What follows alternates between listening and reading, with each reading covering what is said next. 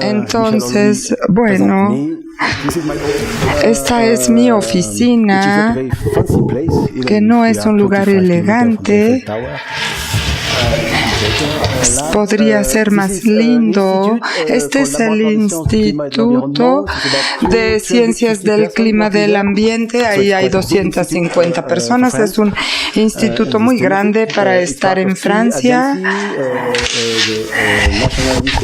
Es parte de la Agencia Nacional de Estudios Atómicos y de la Universidad de Versalles. Esta es mi oficina principal. Esperamos que yo tenga en mi trabajo oficinas secundarias porque tenemos una red. Entonces esto se lo muestro a mis estudiantes para que vengan a estudiar a mi laboratorio, para convencerlos. Si quieres vivir en este lugar lindo, estás muy bienvenido para integrarte al programa. Y este es el lugar donde estamos haciendo mediciones continuas para lugares mundiales, en su mayor parte en el trópico, y en Francia, cerca de París. Hablaremos de estos ejemplos de investigación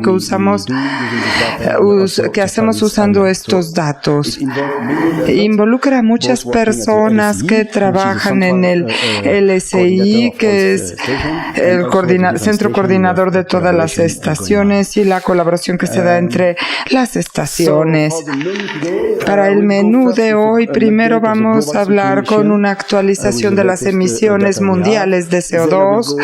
Después hablaremos para hablar cómo planeamos usar las mediciones atmosféricas para cuantificar las emisiones regionales, y veremos las emisiones aún en una menor escala de ciudad, y también vemos ahora este proyecto de investigación de la Ciudad de México, que realmente es un laboratorio de este tipo de mediciones, porque es algo excelente para medir el CO2. Es la razón por la que nos interesa tanto el CO2, es que es el impulsor principal del calentamiento mundial.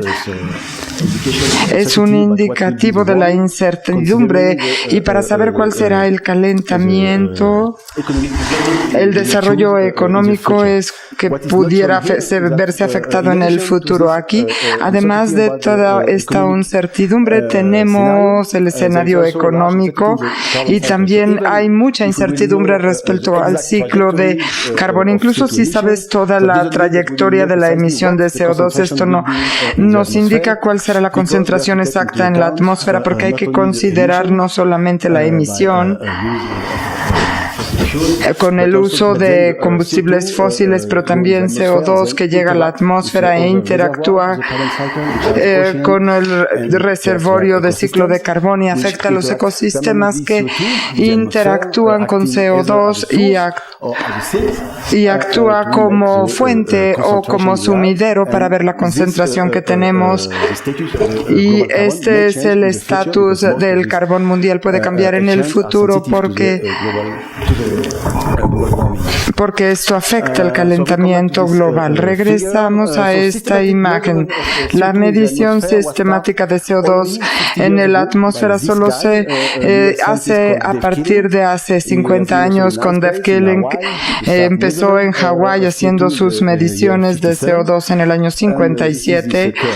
Y antes de esta información, tenemos solamente información que vemos en los conos de hielo, y pudimos poder estudiar las pequeñas burbujas del hielo. Entonces, de esta manera pudimos medir el CO2 hacia 50 años en el pasado. Hablamos de esta viabilidad de CO2 en los glaciares, pero en esta área se ha aumentado como una concentración de CO2 de 45%, obviamente. Por eso estamos usando más y más combustible fósil y tenemos un buen conocimiento de que el CO2 se lleva a la atmósfera. Esto se basa en trabajo estadístico de cuánto petróleo se usa en cada país, y esto se reportó a las Naciones Unidas. Actualmente se usan los combustibles fósiles que se convierten en CO2. Hemos tenido un aumento muy rápido de 3% al año durante 10 años, lo cual corresponde al crecimiento económico de China, que fue muy rápido, y después tenemos la crisis económica del 2008 y nos lleva a este año de baja en las emisiones debido a la baja en la actividad económica, que fue muy temporal, y empezamos rápido con un incremento rápido de CO2 en la atmósfera. Después, en 2014 y 2016 no hubo mucha evolución más. Entonces la gente optimista estaba pensando que tal vez ya habíamos llegado al punto pico de CO2, pero la estadística del año 2017 mostró que volvió a aumentar en un 2% comparado con el año previo. Además de estas emisiones de CO2, con el uso de combustible fósil pudimos agregar esta emisión que, debido a la deforestación que está teniendo más liberación de CO2, estamos en 12%, pero en el pasado era una proporción mayor. Agregando estas dos, vemos que tenemos una emisión de 41 gigatoneladas que van a la atmósfera cada año. Y el segundo componente del ciclo que conocemos muy bien debido a las mediciones en la atmósfera es que el CO2 está aumentando en la atmósfera. Aquí lo tenemos en 1960, si empieza la gráfica, son 60 años. Lo que hacemos viendo esta curva o la inclinación de la curva nos permite estimar lo que llamamos el índice bruto, que tanto CO2 está aumentando por año, que se muestra aquí. Y vemos que por supuesto está aumentando, pero la velocidad en que aumenta también se está acelerando. Y vemos la viabilidad de año con año y conjuntamos la emisión, lo que se inyecta en la atmósfera, lo que se almacena en la atmósfera. Vemos que solo 50% del CO2 que mandamos a la atmósfera se queda allí. Hay un aumento que podemos ver en la atmósfera que ahora ya es 2 veces más rápido. Esto no está bien, porque la diferencia entre este y esto se acumula en los océanos y en los ecosistemas terrestres. Por diferencia podemos encontrar el estimado mundial, y hay otro programa que podemos hacer, que nos permite hacer este proyecto con 50% de las emisiones que van a la atmósfera y son responsables de este aumento. 30% van a los ecosistemas terrestres. Este es un conocimiento del ciclo de carbón, pero aquí lo vemos en escala mundial. Ahora el siguiente reto es ir a una escala más regional. Esto se entiende porque hay que entender qué parte del océano, qué ecosistema está más afectado, y ahí tenemos el CO2, y aquí es importante entender el proceso y ver la sensibilidad del proceso al cambio climático, y es la única manera en que podemos esperar predecir lo que será el futuro del sumidero de carbón y la concentración de carbono. El segundo aspecto, más socioeconómico de esta escala regional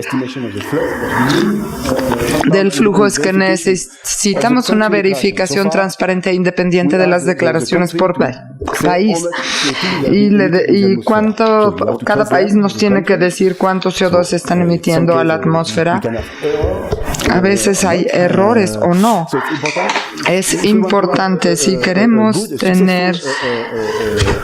tener una buena implementación de las emisiones con el protocolo de Kioto, el Acuerdo de París, tenemos que agregar este tipo de validaciones. Y si fuéramos a una escala escala regional tenemos mayores incertidumbres que no teníamos en lo global. Por ejemplo, si vamos a hablar de China, tenemos diferentes escenarios y recientemente, cambiando la base de datos, una información sobre el tipo de enfriamiento que usan para bajar la emisión de China en 30% es bastante importante. También esto es en Europa. Hay dos inventarios que nos indican lo mismo sobre la emisión de gases antropogénicos, que vemos que difieren en un factor de 2. Es una gran incertidumbre. Si ustedes quieren abordar este tipo de incertidumbre, tendremos que tener mucha información. Esto es lo que llamamos la roca fina en la cual queremos usar nuestros datos, pero no es la única información. Para este tipo de protocolo que se llama el modelo inverso, tenemos que usar todas las mediciones de satélite sobre CO2 y necesitamos muy bien modelo de transporte atmosférico que sea único para emisiones en la superficie, porque la concentración en la superficie no tendrá suficientes datos para estimar la distribución espacial-tiempo. Necesitamos conocimiento de las emisiones, más cálculos matemáticos, un modelo estadístico. Con estos mapas podemos correr una simulación y el modelo puede predecir un campo en 3D de CO2 y hacemos una comparación entre el simulacro con la observación. Por supuesto que hay una falta de igualación y esta la usamos para corregir y modificar un poco la emisión para convertirlo en una emisión optimizada que se usa como conocimiento a priori, pero también como información adicional que viene de la atmósfera, y de esta manera queremos corregir el inventario. Un ejemplo, no solamente para CO2, pero para CO4, para de Reino Unido. En verde tenemos los valores que está reportando el Reino Unido para UNSC como emisión anual de CH4, y en rojo aquí vemos un estimado de este modelo inverso basado en mediciones usado por la recolección de información, y vemos una gran discrepancia que quiere decir que el estimado de la estadística era demasiado alto, y esto significa que se ha corregido desde entonces, y hay una razón. Probablemente había un error en el campo terrestre. Para CO2 es un poco más engañoso porque, contrario al CH4 de emisiones, tenemos emisiones y sus fuentes y sumideros. Hay una viabilidad muy alta en tiempo y espacio. Para hacer la verificación necesitamos muchos datos, no solo de unos cuantos datos de varios países. Por esta razón estamos desarrollando muchas estaciones. Esto es lo que llamamos las mediciones históricas, porque después les voy a mostrar otra manera de hacer estas mediciones. Históricamente estábamos usando en los 70s y 80s, se desarrolló una red con este tipo de programas de muestreo con frascos, y ahora es más sistemática la medición en el campo y tenemos muestreo en frasco. Podemos tomar una medición cada semana y seguir la tendencia. Estamos desarrollando muchos espectrómetros usando diodos de láser. Es más fácil hacer así las mediciones y de esta manera podemos tener observaciones, y también una estación aérea, y tenemos ya bastantes estaciones, pero por cierto no se distribuyen de manera homogénea. No podemos esperar que la medición atmosférica nos dé la misma información comparado con Europa, África o en Estados Unidos. El nuevo programa de monitoreo, por supuesto, es en las próximas décadas habrá mucho desarrollo de mediciones por satélites emisiones para CH4CO2, y esto será un desarrollo para la próxima década. Y de cualquier manera también tenemos esta medición de columna total de carbono. Ustedes seguro la conocen porque tienen mucha experiencia en CCA, y también estamos desarrollando maneras de hacer mediciones que te permite hacer una motografía de la concentración de CO2 sobre París, y vamos a regresar a este desarrollo después. Cada uno de este programa nos da nueva información, lo cual es muy bueno, y lo que también es importante es que hay una validación cruzada. Por ejemplo, la columna total de carbono es muy importante para calibrar y establecer la medición a partir del espacio. Regresando a la medición tradicional en la superficie, esta es una imagen de las mediciones de instrumentos usados en la última década, usando infrarrojo, cromatografía de gases en algunos casos. Los instrumentos se vuelven más compactos en tamaño. Para la calibración siempre usamos como referencia, tenemos que medir el aire que viene de estos campos, tanques a presión. Esto es algo que es realmente importante, y estos por ahora pueden ser el cuello de botella, porque el pabellón de estos tanques de calibración solamente lo hace un laboratorio,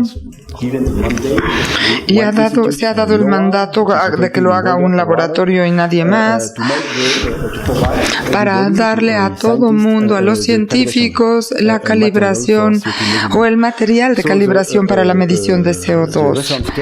En la escala de referencia se hace por estos 15 tanques como estos, 50 tanques que están preparados, y vemos cuánto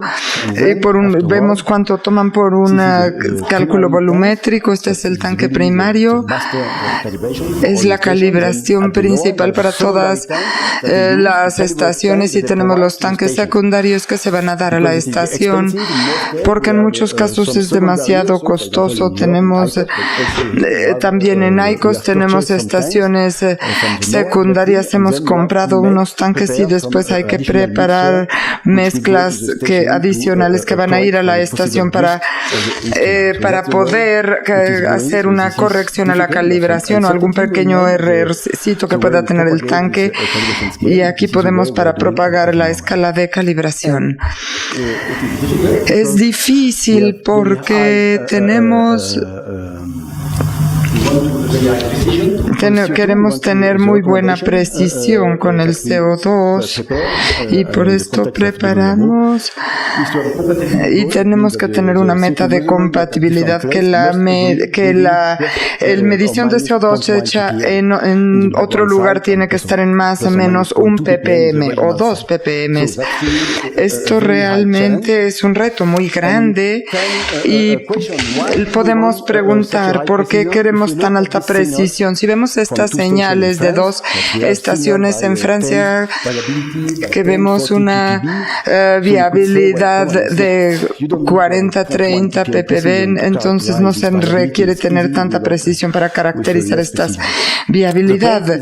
El punto es que estas estaciones están separadas por 200 kilómetros, y queremos estimar la emisión de CO2 entre estas dos estaciones. La señal que importa es la diferencia entre ambas. Básicamente queremos saber si la masa de aire que llega a este lugar de unas horas después, queremos saber cuánto CO2 tenemos adicionalmente o cuánto menos, y esto se relaciona al flujo entre ambas estaciones, y así hacemos las diferencias entre ambas. Las señales que tenemos que interpretar están en el modelo en más o menos 1 ppm. Si quieres caracterizar estas señales, necesitas este nivel de precisión para poder llegar a una diferencia de 1 ppm. Les voy a dar 2 ejemplos de interpretación de datos en Francia. Uno es de hace unos cuantos años, que hubo en 2003 una onda de calor tremenda en Europa Occidental. De 10 a 15 mil personas murieron en Francia debido a estas 2 semanas semanas de exceso de temperatura en 5 o 10 grados adicionales, y ustedes pueden llegar que llegó a Francia en su mayor parte y a Europa Occidental. Tuvo impacto drástico en la vegetación y en la población. No podemos ver la vegetación cuando hay un evento tan extremo. Esta estación en Europa está absorbiendo de 7 a 12% del CO2 emitido en Europa, y debido a esta onda cálida la vegetación no funcionó con la eficiencia de siempre. Y lo que podemos ver, por ejemplo, de aquí, el desarrollo de los árboles, vimos en el 2003 la expansión la expansión de calor que fue mucho más baja, y también podemos ver aquí los plantíos de trigo y de maíz. El cultivo fue mucho menor que en años previos debido a la onda cálida. ¿Cuál es el impacto de la saturación atmosférica? En 2003 no teníamos muchas estaciones en Europa, solo 3, una en Francia, una en Alemania, otra en Italia, y estos son los 2 años de mediciones en estos lugares. Y aquí vemos que para las estaciones italianas y alemanas vimos una anomalía que al final de agosto va bajando porque la fotosíntesis de la vegetación está procesando el CO2, pero a fines de julio esto se detuvo y las señales solamente nos llegó a 2 ppm. Son algo que podemos medir en la precisión deseada. Por desgracia, en Prud'homme, en Francia, que es el lugar donde pudiéramos esperar la señal más alta, porque es donde tenemos la más alta temperatura, durante 2 semanas no funcionó el instrumento debido a un rayo en la estación y perdimos las señales más importantes debido a una tormenta eléctrica. Ahora estamos dependiendo del modelo. Le podemos echar un vistazo que está simulando la estación francesa, y vemos que aquí hay un vacío en los datos, pero vemos la anomalía de 10 ppm y no hay manera de que nosotros podamos corregir este modelo. Para su información, la onda cálida se considera que hubo una liberación de medio gigatón de carbón, que corresponde a 4 años. Debido a la onda cálida perdimos las mediciones que habíamos tomado en 4 o 5 años, y la labor es bastante frágil el sumidero de carbón frente a estas proyecciones. Y aprendimos de esta lección. Habíamos desarrollado la red, teníamos 10 estaciones en Francia, la que tenemos en Prud'homme, y también desarrollamos una red para ser más operativos y para poder tener más instrumentos y para poder reemplazar uno con otro si había algún problema. Y en Francia tenemos el estimado a priori de emisiones a priori de gases antropogénicos por estadística, emisiones a la biosfera que vienen del modelo. Tenemos un modelo, una resolución de 10 kilómetros en Francia que transporta estas emisiones, y solamente quería ilustrar este proceso de optimización que llevamos a cabo.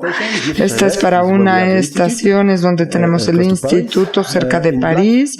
En negro tenemos la medición para un mes, en enero otro, en julio empezamos la medición. En negro, en azul tenemos el resultado del simulador usando esta información, y vemos que este inventario está subestimando la concentración de CO2 en la estación, y con el proceso de la optimización es la curva en rojo. Estamos mucho más cerca de la optimización de la observación, y tenemos esta correlación, y la hemos modificado para el flujo de una manera que está resumida aquí, y tenemos un cambio significativo de los gases antropogénicos, de los flujos antropogénicos sobre Francia.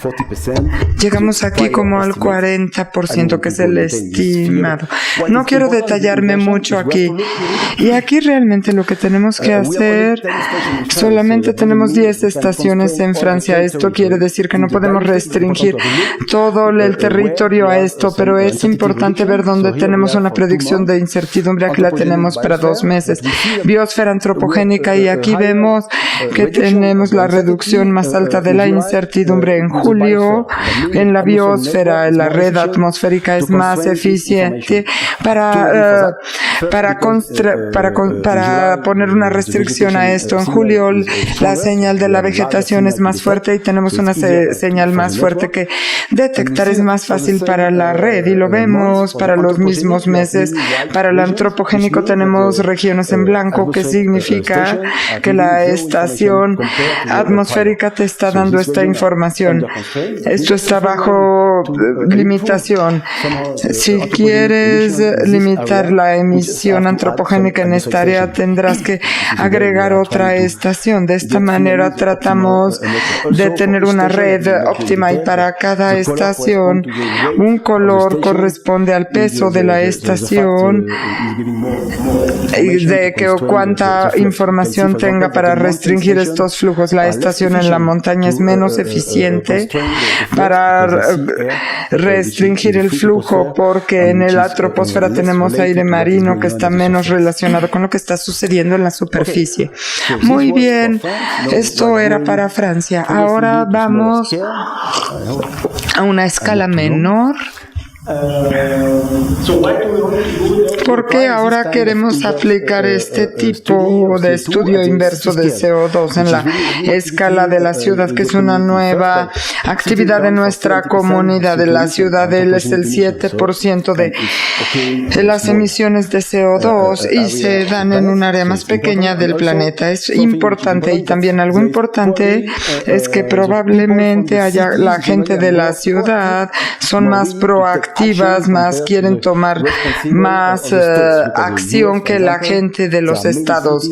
En Estados Unidos está Los Ángeles, en California, que tienen pasión para reducir la emisión, pero no es lo mismo en todo el nivel de Estados Unidos, y es importante ayudar a dar una medición a la ciudad para que verifiquen si pueden tener un programa efectivo de reducción de CO2. Este es un desafío. Tenemos un inventario de alta incertidumbre. Este es un ejemplo para París, que tenemos 4 diferentes inventarios durante el estimado de concentración atmosférica. En el estimado de emisión de CO2 tenemos una diferencia entre los diferentes escenarios por 50% en el global, pero puede llegar hasta 60% el estimado de lo que está emitiendo el sector de transporte.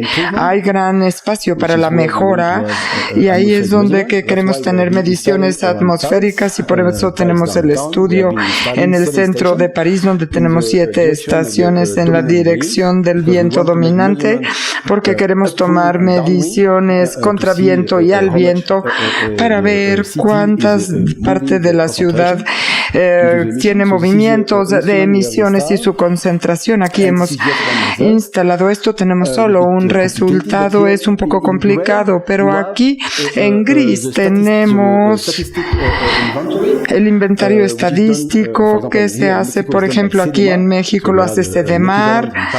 En México tenemos una agencia que da estos estimados por un año de cuánto pesa la emisión antropogénica. En París, y tenemos la información de las estaciones, llegamos a la línea verde, bajamos un poco la emisión y tenemos un ciclo de temporada más fuerte que se correlaciona con la viabilidad temporal de la temperatura, y probablemente la estadística no está considerando muy bien esta variabilidad de temperatura, que tiene mucho que ver con si la gente usa el aire acondicionado o la calefacción en sus casas. Si vemos las emisiones totales de París, vimos que el inventario tenía este valor y bajamos este valor en 20%.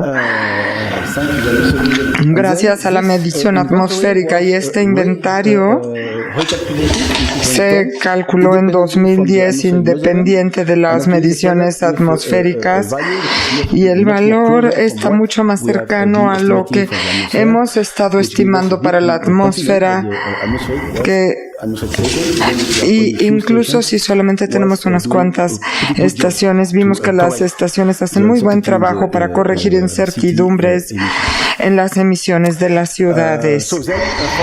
Y a partir de este CO2 solamente podemos dar información de la emisión total. Generalmente, lo que es interesante para el alcalde de París quiere saber, pero si reduzco el transporte, ¿puedes hacer algo sobre la eficiencia de esta acción?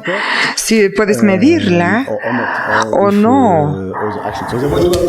Entonces, queremos tener información por diferentes sectores de emisión. Si queremos probar algo, queremos que hacerlo es usar una composición del isótopo de el C14, donde la mayoría del carbono es carbono 12 y 1% de C14 y menos de C14. Lo que es interesante de este isótopo de CO2 es el radiocarbono, es la molécula radiactiva que tiene un tiempo de vida de 6.000 años, y esto significa que lo que extraes del suelo tiene millones de años, y si ya no tiene radiocarbones, el CO2 inyectado a la atmósfera antropogénicamente no contiene C12 ni C14 y podemos ver que es fresco.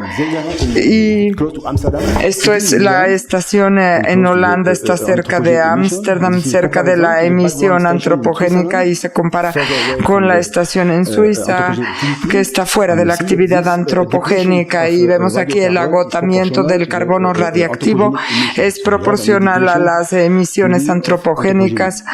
El C13 también se puede usar por su composición isotrópica, que pudiera ser diferente dependiendo qué tipo de combustible se use: gas natural, combustible líquido y combustible fósil, y qué tipo de gas se relaciona con algunas emisiones. Para el automóvil usamos gasolinas, para la casa estamos usando más gas natural. Hemos estado organizando una campaña en París desde hace unos cuantos años y no tenemos el instrumento para realizar estas mediciones continuas de C14 y C13. Ahora es demasiado costoso. Entonces, por unos cuantos días les voy a mostrar un ejemplo.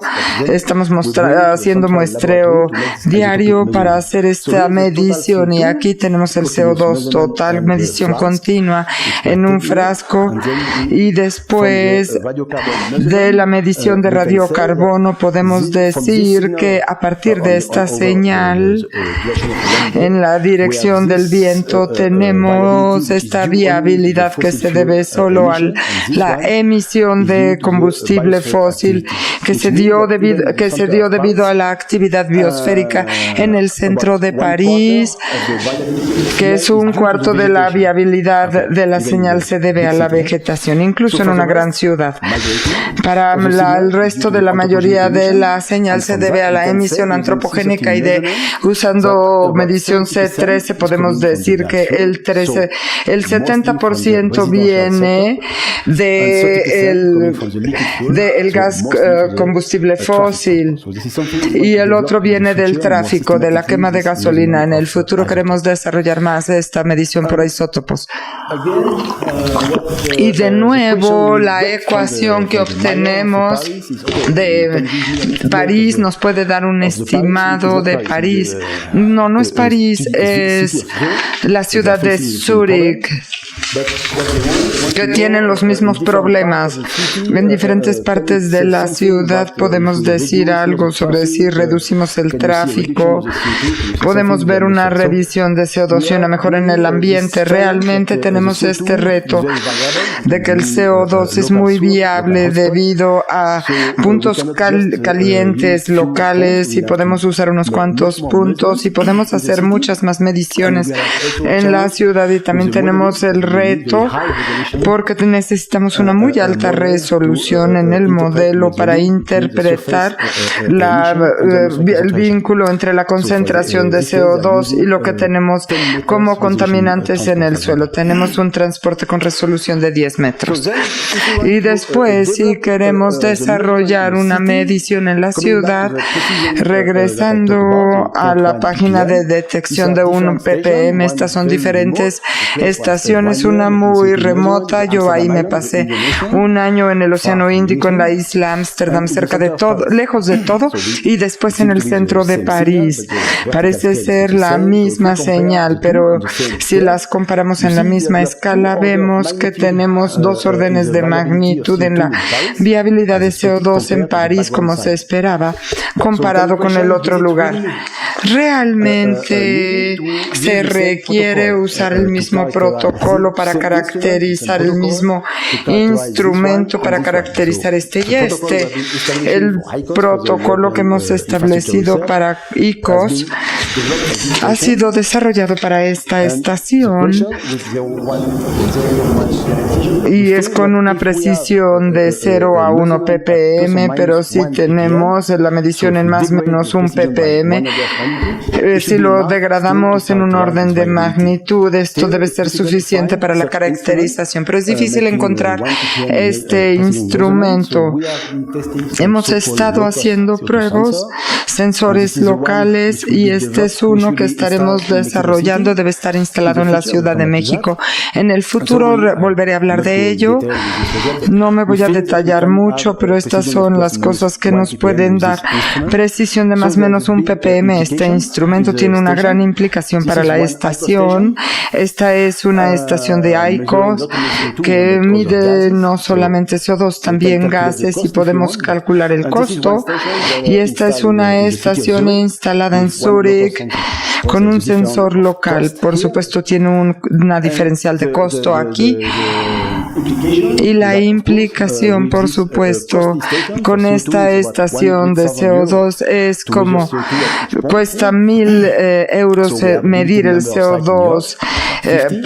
Tenemos un número limitado en Europa de estaciones 50 con alta precisión de 1 ppm. Si usamos este costo bajo, el costo sería como de 1.000 euros, y por supuesto que podemos desplegar más instrumentos. Es lo que hacemos en Suiza para desplegar 300 lugares con instrumentos, y en la ciudad de Zúrich hay muchísimos, 300 sitios. Pero cuando decimos que usamos un sensor local, no quiere decir que no podamos usar cualquier otro sensor que nos dé mediciones de CO2 que podamos encontrar en el mercado. Hay unos todavía menos costosos, pero considerando la precisión, no hay manera de que podamos usar ningún sensor de información de este tipo. Pero de cualquier manera vamos a usar sensores locales, pero realmente estamos realizando muchas pruebas para asegurarnos de que con este sensor podemos tener una precisión razonable. Si aplicamos un protocolo ad hoc para corregir las posibles variaciones debidas a variaciones en temperatura. Y para terminar con este proyecto franco-mexicano, vamos a hacer el proyecto involucra a LSI, a LSCE, Secretaría de Medio Ambiente, y una compañía pequeña que son expertos en modelos de alta resolución, se llama ANR. Gracias a este proyecto vamos a desarrollar el monitoreo primero de CO2 en la Ciudad de México. Crearemos una red para poder tener un modelo de alta resolución que ya les mencioné, cuyo objetivo es tratar de mejorar y hacer más robusto el inventario que hace CDMAR, y también hacer una investigación sobre este tipo basado en un sensor local para poder darle a los científicos del mundo mayor información. Y de nuevo, esta es la inversión, es un buen punto para la Ciudad de México, que podemos usar un inventario de 1 kilométrico desarrollado por CDMAR. Es una pieza de trabajo muy importante, y después tendremos un modelo de alta resolución resolución para hacer simulacros y podemos desarrollar la inversión y tener diferentes paquetes de trabajo. Esto es muy bueno. Ustedes ya tienen aquí, gracias al grupo de Michelle, tienen medición de alta precisión que en UNAM y en la cima del Alzomoni, y podemos tener aquí la medición de la columna total. Y si tienen alguna pregunta al respecto, pregúntenle a Michelle, no a mí. Ahí ya tenemos instrumentos. Y el inconveniente de la medición de la columna total es que la señal es menor porque estamos haciendo un promedio de la columna de CO2 total. Esta medición es menos que la viabilidad total comparado con la medición de la superficie. Y después, en el proyecto, tendremos el instrumento para observación que nos permitirá tener una vista integrada del CO2 debido a las emisiones de CO2, y podremos desplegar 10 a 15 detectores locales que tienen que ver con la red de calidad del aire. Esto nos va a dar mayor información sobre monóxido de carbono para poder tener la posibilidad de tratar de calcular la función del transporte, la participación del transporte en la contaminación. También queremos usar cualquier tipo de información. Esperemos que podamos hacer una campaña de medición de isótopo como la que hicimos en París. Sería excelente lograr fondos para esto, y también queremos tomar las mediciones posibles de México. Esta es una meta de CO2 en un satélite que se encuentra en Estados Unidos para hacer las mediciones de la columna total para 2 casos. Entonces, tenemos pocas mediciones. Eso es un problema, y gracias a este proyecto podemos ir y decir, sería muy bueno si nos puede dar más mediciones. Creo que eso fue todo, y no les presentaré mi conclusión. Preferiría dedicar el tiempo a sus preguntas, y quizá podremos hablar dentro de un año cuál fue la consecuencia de estos proyectos. Ya les dije, este proyecto, bueno, yo les quería mostrar esto. No se lo muestren, no lo mostré a los estudiantes, ya les mostré el lugar, pero yo empecé aquí haciendo mediciones. El año pasado estaba haciendo mediciones acá. Muy bien, gracias.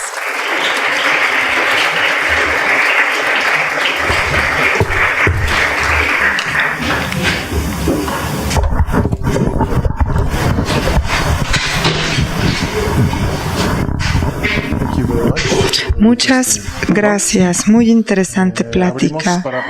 And we open for questions and answers.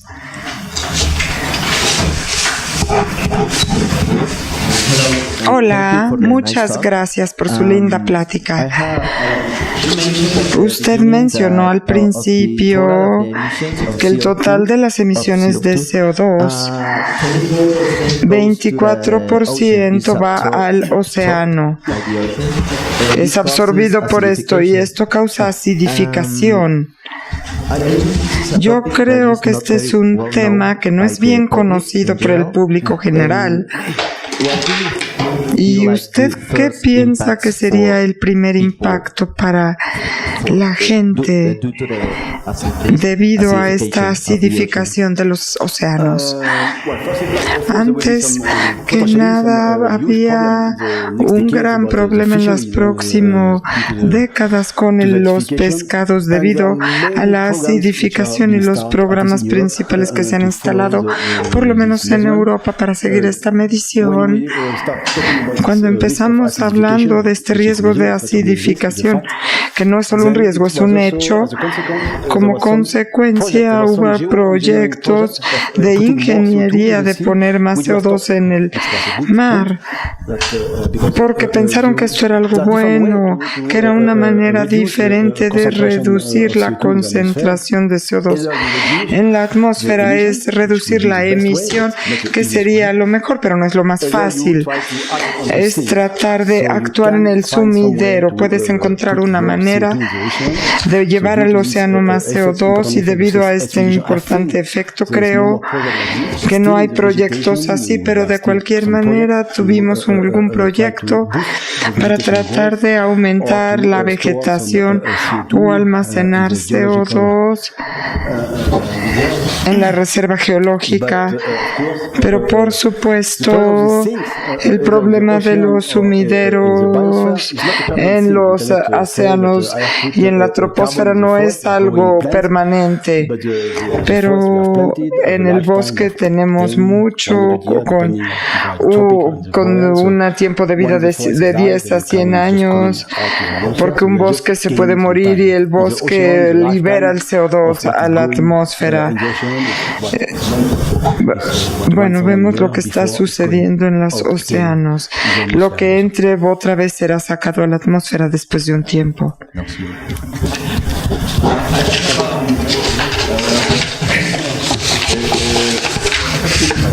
Tengo dos preguntas. La primera es, ¿qué tipo de instrumentación usó para medir los flujos de CO2 sobre París? ¿Era un Picaro? Sí, para París en las 7 estaciones. Ya que tenemos patrocinador, empezamos con mediciones de alta precisión. Picaro no hemos estado instalando medidores de bajo costo. Llamamos a la compañía Suez para que estableciera estos aparatos medidores en París hasta ahora. Y la segunda pregunta se relaciona con los instrumentos locales. Algunos de ellos son de baja precisión, pero el tiempo de respuesta no es tan rápido.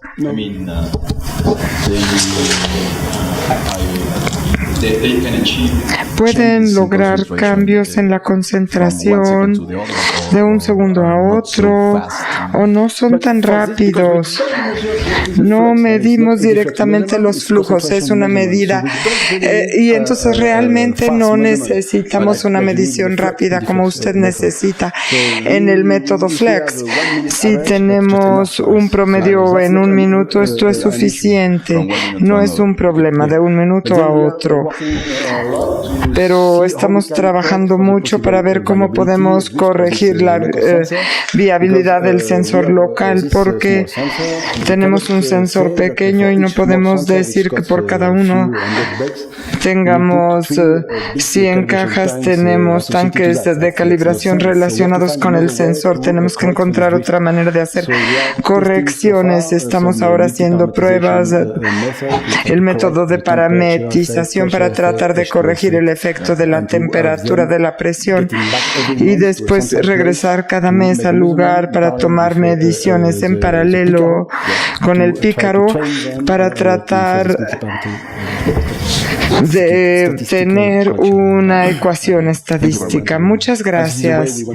Bueno, esta es la manera como lo queremos hacer también aquí en la Ciudad de México. Hola, muchas gracias. Sánchez Cabeza Marín, Sánchez Institute. Sí, estoy trabajando en eso. Tengo dos preguntas. Esta razón de bajo costo de instrumentos de alta precisión, si este viene de una compañía sueca, hay 3 modelos porque estamos interactuando mucho con ellos. Como parte de ICOS tenemos un laboratorio metodológico a cargo de las pruebas de cualquier tipo de instrumento que llegue al mercado. La compañía lo sabe, entonces nos dio un instrumento que podemos probar si son lo suficientemente fuertes, inteligentes, están considerando estas modificaciones y están ya mejor. Estamos buscando otras compañías. Si conocen alguna, por favor díganme para contactarlas. Y mencionó el satélite OCO. Este satélite ya nos está dando información confiable y está disponible. Sí está disponible. tiene una precisión mayor a 1 ppm. El problema es que es sensible a las nubes y no hace mediciones en días nublados. Se nos prometió muchas mediciones, pero cuando lo quitas del área de nubes, por supuesto el satélite será muy importante para la Amazonia, de donde no tenemos ninguna medición. Los expertos ahí esperan mucho del satélite, pero no funciona porque siempre está nublado y el satélite no nos está dando la información que esperábamos. En unos cuantos años será el primer satélite para CH4, pero muchos satélites tienen 10, 15 años. Algunos están adaptados a la escala de ciudad. Esto realmente será una modificación masiva del satélite de Estados Unidos, de China. And we still have time for more questions. Michelle, ¿cuál es el mecanismo de sensores de los sensores de bajo costos? Es infrarrojo. Estamos probando otro que es fotoacústico de una compañía francesa. Es el prototipo solamente hasta ahora.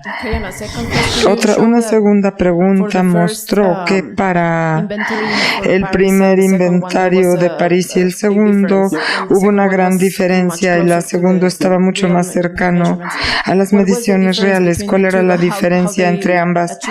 ¿Y cómo lograron esto? Buena pregunta.